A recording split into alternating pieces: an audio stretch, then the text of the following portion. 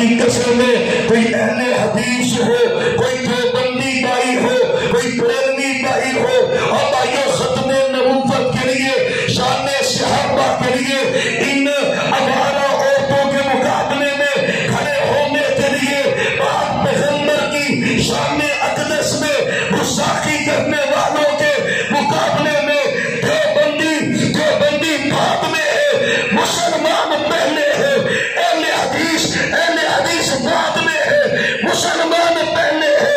اللہ کی قسم ہے ہم عظمت صحابہ کے لیے، ہم ختم نبوت کے لیے، پیغمبر کی شان میں گستاخی کرنے والوں کے لیے، اس ملک میں زنا فحاشی اور یامی کو فروغ دینے والوں کے لیے ہم سب اکٹھے ہیں انشاءاللہ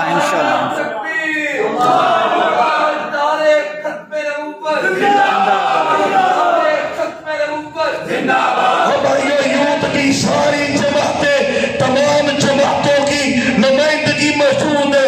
ابھی پاکستان بنا نہیں تھا، اقبال نے نوجوانوں کے جذباتوں کو جھنجھوڑا تھا۔ خدا تجھے کسی طوفان سے آشنا کر دے کہ تیرے بار کی موجوں میں اضطراب نہیں، اضطراب پیدا کر، دل میں جذبے پیدا کر، جذبے پیدا کرنا تیرا کام ہے۔ انشاءاللہ کوئی صحابہ کا گستاخ ہو، اہل بیت کا گستاخ ہو، میرے پیغمبر کا گستاخ ہو، پاکستان کا دشمن ہو، میرے دین کا دشمن ہو، انشاءاللہ ہم انہیں اس ملک میں رہنے دیں گے۔ اللہ کے فضل و کرم سے یہ ملک بنایا ہے اسلام والوں نے۔ پاکستان بھی قیامت تک رہے گا، اسلام بھی قیامت تک رہے گا۔ صحابہ کے دشمن مٹ جائیں گے، نبی کے گستاخ مٹ جائیں گے۔ پاکستان زندہ باد، اسلام زندہ باد۔ انشاءاللہ ملک کے دشمنوں کے خلاف، اسلام کے دشمنوں کے خلاف سب اکٹھے ہیں نا جی؟ انشاءاللہ۔ تکبیر، نعرہ تکبیر، تاجدار ختم نبوت، تاجدار ختم نبوت۔ میں اپنے بھائی شہید اسد صاحب کو مبارکباد پیش کرتا ہوں۔ افراد کی بات کر رہے تھے، اور بھائیوں چھوڑے افراد کو، اللہ کی قسم ہے بنی اسرائیل تھی نا، دو بندے کھڑے ہو گئے اور اللہ نے دو بندوں کی وجہ سے فتح دے دی۔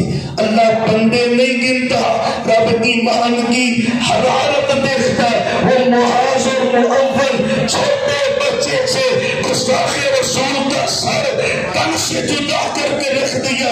رب ایمان کے جذبے دیکھتا ہے۔ آپ جتنے بیٹھے ہیں جذبے زندہ کرے، بیدار کرے۔ دنیا کا کوئی کفر بھلا نہیں ہو سکتا۔ یہ عظمت باطی دھوکہ ہے، یہ ثروت کافی کچھ بھی نہیں، مٹی کے کھلونے ہے سارے، یہ کفر کے لشکر کچھ بھی نہیں۔ اللہ سے ڈرنے والوں کو باطل سے ڈرانا مشکل ہے۔ گر خوف ہوگا ہے دل میں تو کیسے کس کا کچھ